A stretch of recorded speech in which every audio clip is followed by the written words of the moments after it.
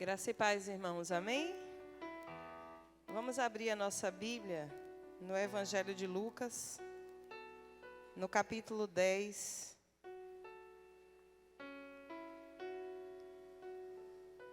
E nós vamos ler a palavra de Deus a partir do verso 25. Talvez o texto mais conhecido depois de João 3,16.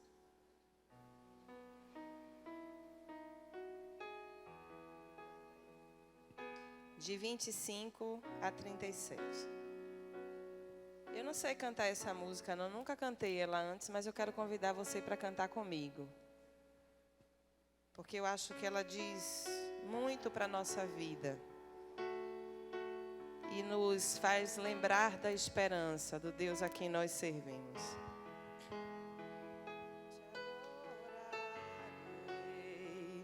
Estás aqui, movendo entre nós, te adorarei, te adorarei.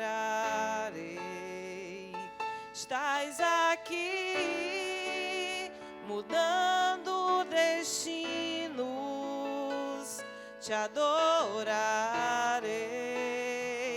te adorarei. Estás aqui, operando milagres, te adorarei, te adorarei. Estás aqui, transformando nossas vidas, te adorarei, te adorarei. Meu Deus é um Deus de milagre, Deus de promessas, caminho no deserto, luz na escuridão. Meu Deus, esse é quem tu és. Meu Deus é um Deus de milagre, Deus de promessas, caminho no deserto, luz na escuridão. Meu Deus, esse é quem tu és. Estás aqui, tocando os corações, te adorarei, te adorarei. Estás aqui, curando multidões, te adorarei, te adorarei. Estás aqui, restaurando os corações, te adorarei, te adorarei. Estás aqui, transformando histórias, te adorarei, te adorarei. Todo mundo! Meu Deus é um Deus de milagre, Deus de promessas, caminho no deserto, luz na escuridão. Meu Deus, esse é quem tu és. Meu Deus é um Deus de milagre, Deus de promessas, caminho no deserto, luz na escuridão. Meu Deus, esse é quem tu és. Enxuga as lágrimas, restaura os corações. Tu és a resposta, Jesus. Enxuga as lágrimas, restaura os corações. Tu és a resposta, Jesus. Meu Deus é um Deus de milagre, Deus de promessas, caminho no deserto, luz na escuridão. Meu Deus, esse é quem tu és. Meu Deus é um Deus de milagre, Deus de promessas, caminho no deserto, luz na escuridão. Meu Deus, esse é quem tu és. Deus é um Deus de milagre, Deus de promessas, caminho no deserto, luz na escuridão. Meu Deus, esse é quem tu és. Meu Deus é um Deus de milagre, Deus de promessas, caminho no deserto, luz na escuridão. Meu Deus, esse é quem tu és. Você crê nisso? Amém. Esse é seu Deus também? Amém. Ele está aqui, está se movendo entre nós. Ele está nos curando, Ele está nos restaurando. Ele está transformando a nossa vida, mudando o nosso destino. Porque Ele é um Deus de promessa, Deus de milagre. Ele é um farol no escuro, Ele é um caminho no deserto. Ele é luz na nossa escuridão. Esse é o nosso Deus. É Ele que está aqui para abençoar a nossa vida.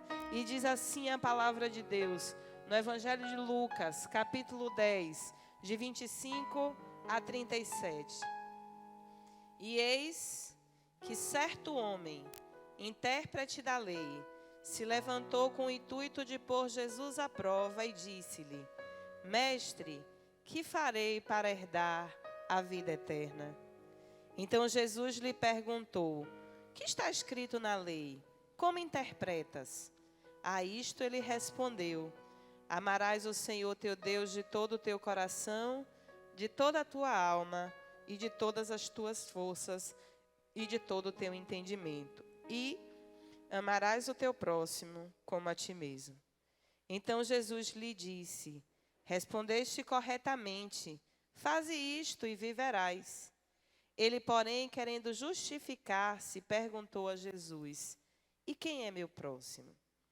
Jesus prosseguiu dizendo: Certo homem descia de Jerusalém para Jericó e veio a cair em mãos de salteadores, os quais, depois de tudo lhe roubarem e lhe causarem muitos ferimentos, retiraram-se, deixando-o semi-morto. Casualmente, descia um sacerdote por aquele mesmo caminho e, vendo-o, passou de largo. Semelhantemente, um levita descia por aquele lugar e, vendo-o, também passou de largo. Certo samaritano, que seguia o seu caminho, passou-lhe perto e, vendo-o, compadeceu-se dele. E, chegando-se, pensou-lhe os ferimentos, aplicando-lhes óleo e vinho, e, colocando-o sobre seu próprio animal, levou-o para uma hospedaria e tratou dele. No dia seguinte, tirou 2 denários e os entregou ao hospedeiro, dizendo: Cuida deste homem, e se alguma coisa gastares a mais, eu te indenizarei quando voltar. Qual destes 3 te parece ter sido o próximo do homem que caiu nas mãos dos salteadores? Respondeu-lhe o intérprete da lei, o que usou de misericórdia para com ele. Então lhe disse: Vai e procede tu de igual modo. Senhor nosso Deus, nosso Pai, nós estamos na Tua presença, nós estamos diante, ó Deus, da Tua palavra, e nós cremos que a Tua palavra é a verdade. Por isso, Senhor, nesta hora nós te pedimos, fala conosco, porque nós queremos te ouvir, em nome de Jesus. Amém. Nós estamos nesse mês celebrando o mês da música. E nós fomos desafiados a, nesse mês, Valdivino, pensarmos sobre músicos que cuidam. Músicos e, ademais, pessoas que estão diretamente ligadas ao louvor que se propõe em cuidar. E aí teve o músico e a adoração, foi assim? O músico e a vida pessoal, né? A vida espiritual. E para nós, nessa noite, coube falarmos sobre o músico e o serviço. E por isso eu escolhi esse texto de Lucas 10, de 25 a 37. Nesse texto aparecem alguns personagens interessantes. O primeiro personagem que aparece é um escriba, um doutor da lei, que pergunta a Jesus mais uma vez o que é preciso fazer para herdar a vida eterna. Talvez muitos de nós passemos a nossa vida inteira perguntando o que fazer para herdar a vida eterna. Mas a palavra de Deus nos instrui que se nós reconhecermos Jesus como o único e suficiente Salvador da nossa vida e crer que aquilo que foi feito na cruz é suficiente para apagar o nosso passado de pecado, e o fato da cruz estar vazia e Jesus Cristo ressurreto é suficiente para nos garantir a vida eterna, essa resposta nós já encontramos. Mas as pessoas estão sempre procurando saber o que é que elas podem fazer para ajudar a Deus a ajudar a elas. Porque a gente é tão confiante na nossa própria força. Nós somos tão confiantes nos nossos bens, nas nossas riquezas. Nós somos tão confiantes naquilo que somos, naquilo que temos, nas pessoas que nós conhecemos, que a gente quer sempre dar uma ajuda a Deus. E eu estava ouvindo uma reflexão essa semana e eu achei interessante que a pessoa que ministrava dizia assim: a lei diz amará a Deus, e a graça diz de quanto Deus nos ama. Quem vive debaixo da graça, diga amém. A lei diz, você tem que amar. Mas a graça diz, Deus te ama tanto que entregou o seu único filho para morrer no meu e morrer no seu lugar. E esse escriba então pergunta a Jesus, depois de recitar a lei: amarás ao Senhor teu Deus de todo o teu coração, de toda a tua força, de todo o teu entendimento. E Jesus diz: então você já sabe o que fazer. E ele diz assim: sim, mas eu quero te desafiar a me dizer quem é o meu próximo. E então Jesus passa a contar uma parábola. E nessa parábola aparecem 3 personagens interessantes. Um é um sacerdote. E o sacerdote está dentro dessa perspectiva que Davi traz ali, em 1 Crônicas 25.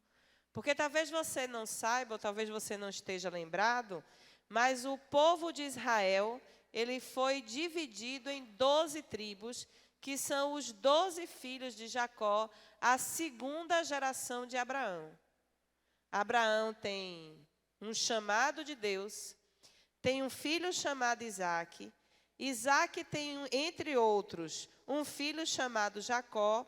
E do filho Jacó, então, vem 12 filhos, entre suas 2 esposas e as 2 servas delas, 12 filhos ao total, que dão origem às 12 tribos de Israel, que foram as pessoas, a comunidade que Deus usou para assentar o seu povo na terra prometida. E lá na terra prometida, cada uma das tribos tinha direito a uma parte da terra, para lavrar, para arar, para criar gado, para produzir mantimento, comida, bens, riquezas.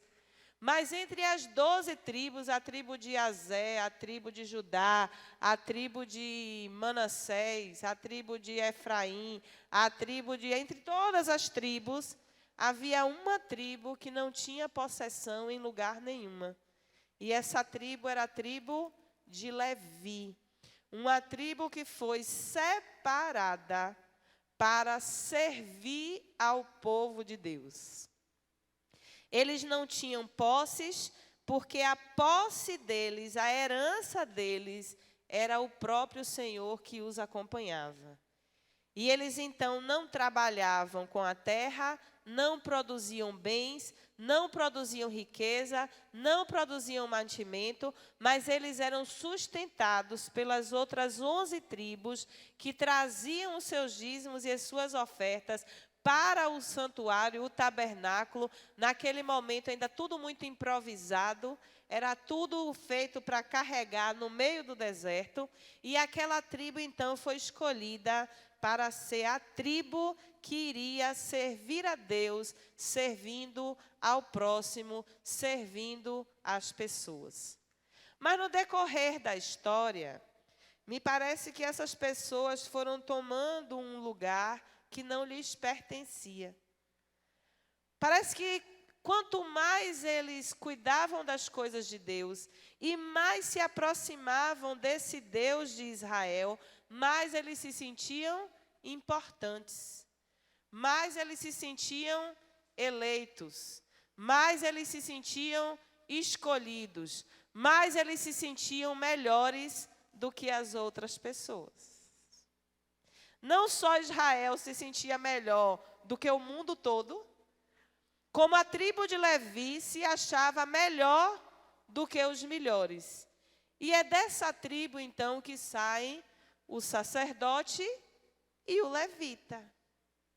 Mas a palavra de Deus está nos dizendo, nessa noite, que os músicos que cuidam e que foram separados por Deus para um serviço, eles não são separados eles são separados para. A palavra santidade ao Senhor estava escrita nas túnicas dos levitas. Eles vestiam roupas especiais. E aqui atrás estava escrita santidade ao Senhor. Por acepção, o termo santidade quer dizer separação. Primeiro, eles foram separados para servir a Deus e a comunidade. Depois, eles foram separados por Deus para exercer a ministração sobre a vida das pessoas. O que eles entenderam é que eles estavam separados e não separados para. Mas um músico que cuida entende que a sua vida de santidade é um chamado para servir ao Senhor e servir com... Salmo 100, Valdivino fala isso aqui demais, nosso ministro. Foram separados para servir ao Senhor e servir com alegria. Eles não eram melhores do que ninguém, porque Deus não precisa de ninguém melhor do que ninguém. Quando nós olhamos a palavra de Deus, me assusta o fato de que um Deus quis ser gente, e tem gente que quer ser Deus. É de surpreender a cada um de nós o fato de que um Deus como o nosso Deus, onipotente, onisciente, onipresente, todo-poderoso, criador, sustentador, mantenedor do universo, aquele que por uma palavra faz todas as coisas existirem, aquele que era, que é, que há de vir, que é o alfa, que é o ômega, que é ontem, hoje e será eternamente. Esse Deus, ele quis virar gente. E tem gente que não quer ser gente igual a outra pessoa, se acha melhor e quer virar Deus. É tanto símbolo de santidade. É uma santidade tão aparente, tão estética, tão do lado de fora, que nós, como filhos de Deus, brigamos pela roupa que a gente veste. Vocês já viram isso? Eu sou de uma época que crente de verdade, mulher crente, não vestia calça jeans. Você é desse tempo? De hoje é do tempo antes ainda. Eu sou desse tempo. Samuel lembra bem lá em Pau da Lima, né? Tinha a igreja Assembleia de Deus no Largo e a nossa igreja Batista um pouco mais adiante, descendo para a igrejinha. Em Pau da Lima, só era crente quem era da Assembleia, porque vestia saia. E a igreja batista era a igreja que podia tudo, porque as meninas vestiam calça. Mas se todas as meninas tivessem de calça, não acontecia tudo o que acontecia, não era, Samuel? Lá no Pau da Lima. Símbolos externos de santidade. A mesma coisa era cabelo, Valdivino. Não era assim? O cabelo das batistas só chega no ombro. Mas o cabelo das irmãs da Pentecostal descia até onde Deus queria. Porque era esse o cabelo ideal. Homem não vestia bermuda. Se botasse um tênisinho até para ir para a praia, já era símbolo de falta de santidade, porque durante muito tempo nós entendemos que santidade é o que a gente aparenta ser. Tinha, para não falar só dos assembleanos, né? Tinha uma irmã lá na nossa igreja que batia no peito e orava e dizia: eu sou humilde, tu sabes que eu te amo, que eu só faço a tua vontade. Passava a tarde inteira se elogiando na oração, batendo no peito. E parecia que ela era a pessoa mais santa da nossa igreja. Mas no dia que nós entendermos que santidade não é separar-se de, eu não posso me separar das pessoas. Eu não posso estar longe delas. Eu não posso abandoná-las no meio do caminho. Eu não posso censurá-las o tempo todo. Eu não posso criticá-las porque elas não são tão boas quanto eu acho que eu sou. No dia que nós entendermos isso, nós seremos pessoas que cuidam de outras pessoas. Porque nós vamos entender que estar separado não é separar-se de, mas é separar-se para servir ao Senhor e servi-lo com alegria. O que eu preciso fazer é com que a minha vida seja um instrumento de louvor ao nosso Deus. O que eu preciso trabalhar todos os dias é para estar pronta para o que Deus precisar que eu faça, eu poder fazer. O que eu preciso é me habilitar todos os dias para fazer a vontade de Deus na minha vida e na vida do outro. Ontem eu conversava com Neide, se tudo der certo, apesar de eu achar que não vai dar. Mas os nossos planos não são os planos de Deus. Se tudo der certo, eu vou me aposentar ainda jovem, viu, Diógenes? Eu vou me aposentar assim, mais ou menos, você que estava com preocupação, porque eu comi dendê ontem. Eu vou me aposentar mais ou menos jovem. E dizia a Neide, daqui a uns 3 anos, mais ou menos, antes de eu me aposentar, eu vou começar um curso de técnica de enfermagem, ou de enfermagem. Se Deus me permitir, eu entro num curso de enfermagem. Se Deus não me permitir ser enfermeira, eu entro num curso de técnica de enfermagem. Porque quando eu estiver aposentada, eu quero ser voluntária em ações de emergência. Então, aconteceu lá o negócio de Mariana, né? E eu não sabia o que fazer por Mariana, a não ser orar, denunciar, pedir a Deus misericórdia. Mas eu queria mesmo era ter ido lá, para ajudar as pessoas que naquele momento estavam precisando. Teve a tragédia de Brumadinho. Às vezes acontece uma situação de emergência em vários lugares do mundo e eu não me sinto habilitada para ir lá, porque eu não sei dar uma injeção, eu não sei aplicar um soro, eu não sei fazer um curativo, eu não sei. Mas eu gostaria de saber, porque se Deus me chamar, eu quero estar pronta. Eu quero estar preparada para servir ao Senhor e servi-lo com alegria. Se eu me preparei para a minha profissão, se eu me preparei para ser mãe, se eu me preparei para ser esposa, se eu me preparei para ser alguma coisa, por que não estar preparada para servir ao Senhor e servir com alegria? Deus tem nos dado grandes oportunidades, gente, e nós estamos deixando a coisa passar. Mas como músicos que cuidam e que servem, nós não fomos chamados para nos separarmos de, mas fomos chamados para nos separarmos para. E enquanto estivermos separados para, nós estamos de prontidão para servir ao Senhor e servir com alegria. E foi isso que o sacerdote e o levita esqueceram. Mas uma vida que serve a Deus também é uma vida de adoração. Reparem, os levitas foram separados de todas as outras tribos para levar as pessoas a reconhecerem todos os dias que o Senhor Deus é o único Deus.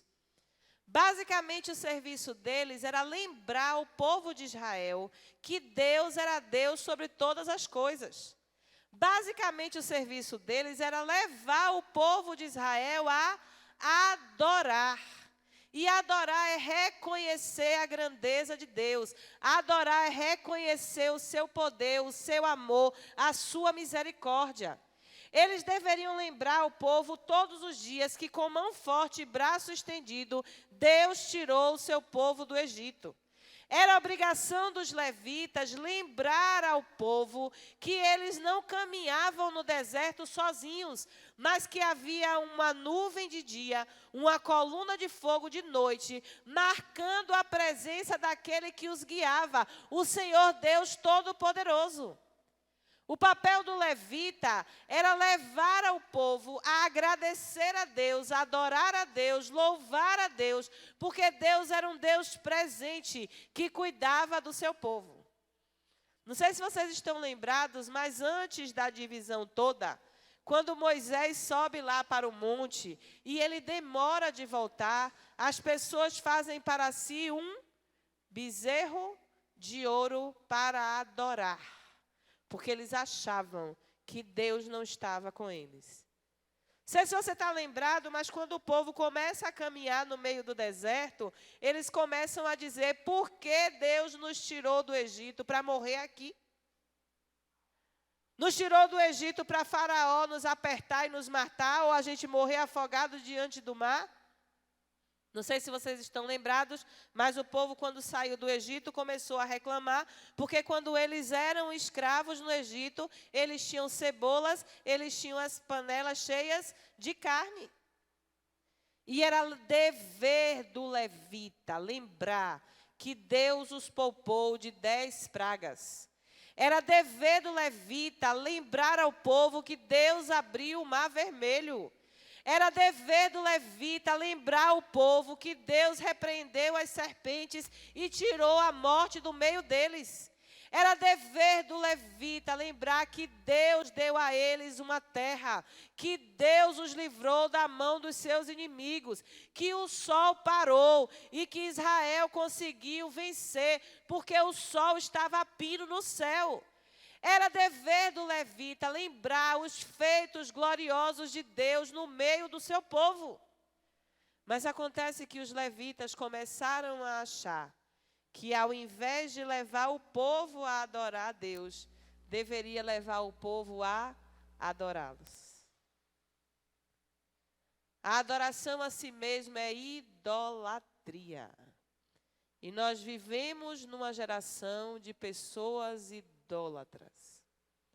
O contrário da fé não é a incredulidade.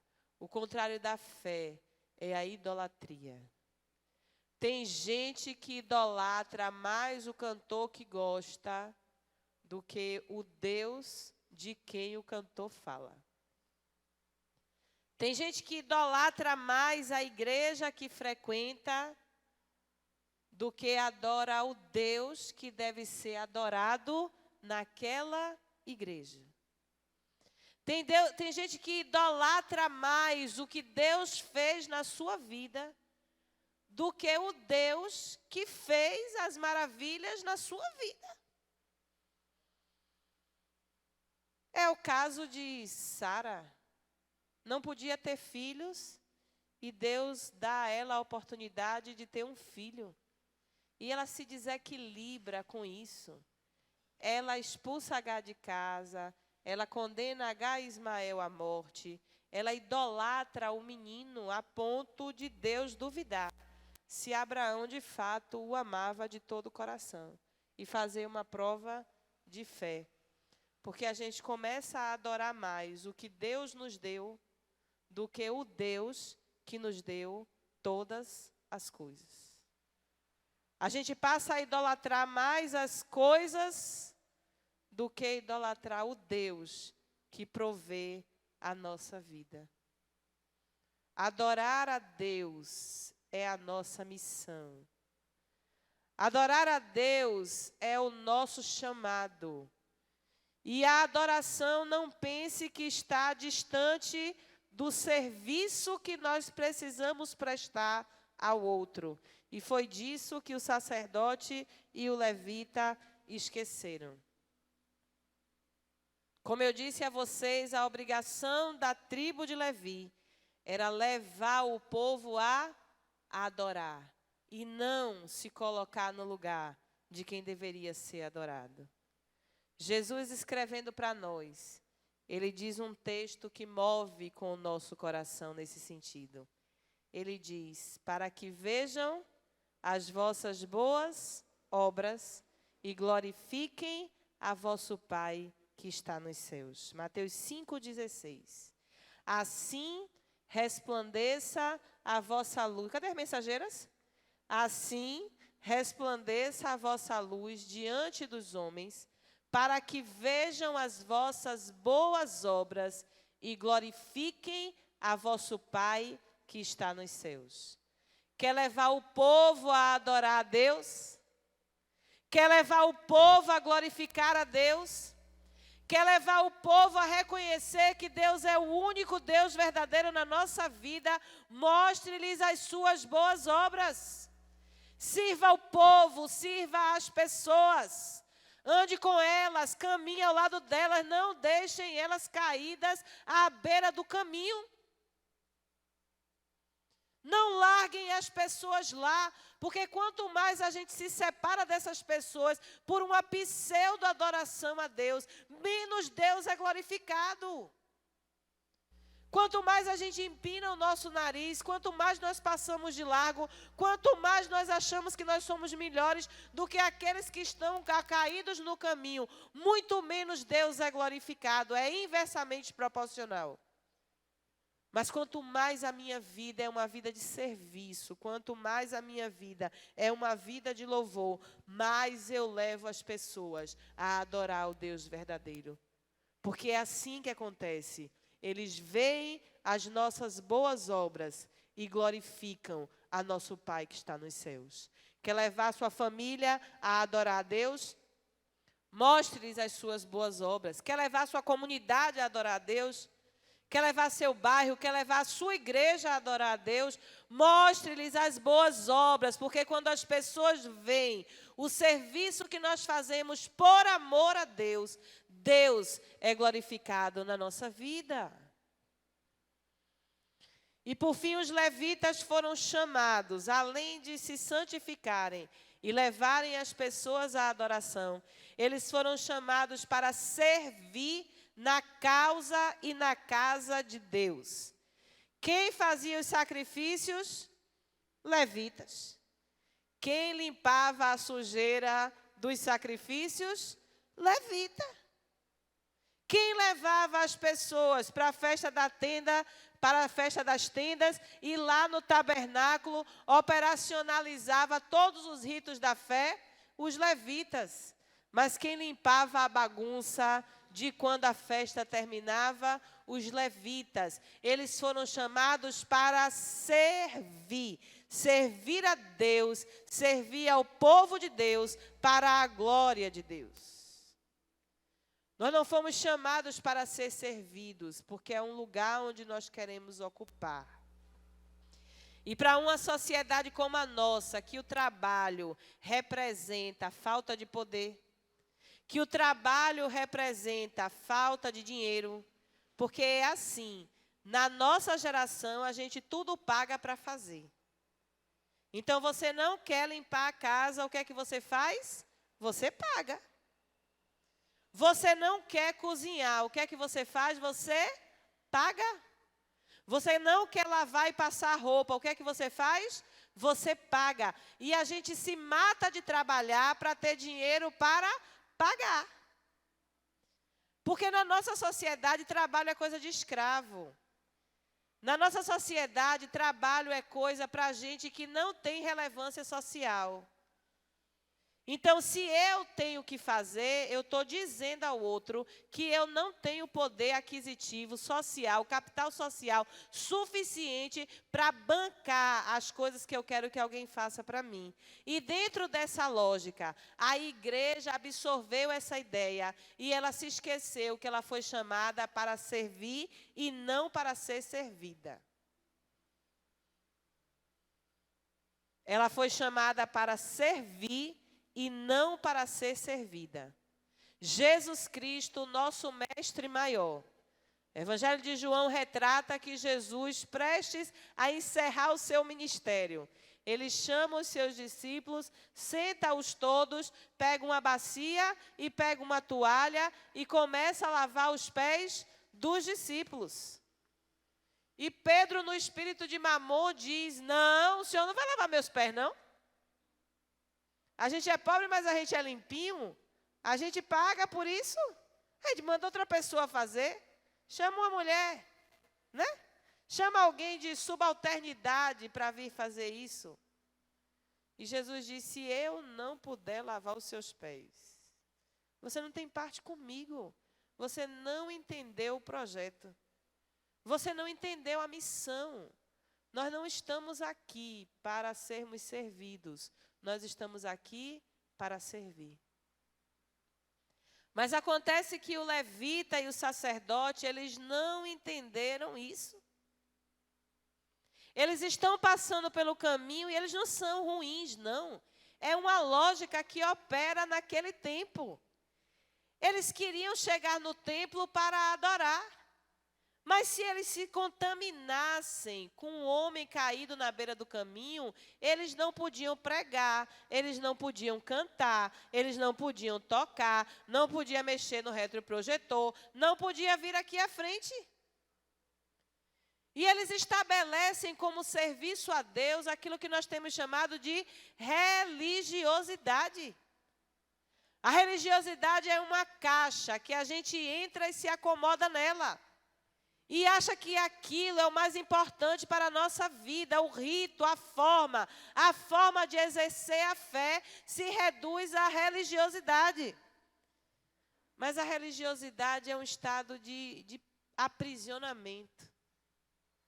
A religiosidade é um estado de alienação, em que a pessoa faz as coisas para Deus, mas não conseguem mover o coração de Deus. Porque mais importante é esse negócio estar aqui nesse lugar, com esse microfone aqui, esse vaso aqui, do que as pessoas estarem sinceramente adorando a Deus de todo o coração. Aí no dia que tira isso daqui, bota isso aqui, 5 irmãos não conseguem adorar. Sabe por quê? Porque na cabeça da religiosidade, se o pedestal não estiver nesse lugar, parece que Deus não chega. A religiosidade vai me dizer que no dia que a gente chama de Santa Ceia, que não é Santa Ceia, no dia da ceia do Senhor, se a mesa não tiver aqui embaixo, ó, se a mesa não tiver aqui embaixo, se a toalha branca não tiver forrando, o forro vermelho não estiver por cima e a toalha de renda não estiver por cima do forro vermelho, não pode ter ceia. Porque a religiosidade é a forma e a espiritualidade é a vida. É a vida que acontece todos os dias. E o sacerdote e o levita colocam a sua religiosidade acima da sua espiritualidade, da sua vivência com o Deus verdadeiro. Voltando ao tempo passado, eu já fui de um tempo que não se tocava bateria na igreja. E no dia que nós tocamos, foi um saceiro. Ou a gente estava maconhado, ou a gente estava desviado. Era alguma coisa assim nesse sentido. Guitarra, nem pensar. Eu fico imaginando no tempo de Diógenes, né? Se no meu tempo era assim, né, Valdivino? Imagine no tempo de Diógenes, como não era. Bater palma, também não. E a gente entrava, e a gente ficava em pé, e se não cantasse Pão da Vida, Pão dos Céus, no dia da ceia, também não podia ter ceia, porque o rito era maior do que a vida com Deus. Os rituais, a forma, a caixa, a religiosidade estava acima da vida com Deus.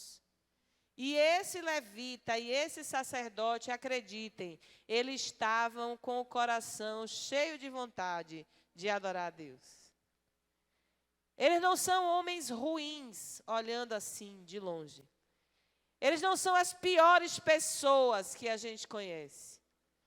Eles só são 2 pessoas bem intencionadas, querendo chegar na igreja para adorar e servir a Deus. Mas esquecem-se que a religiosidade é uma caixa que aprisiona. A vida é dinâmica e Deus está em toda parte.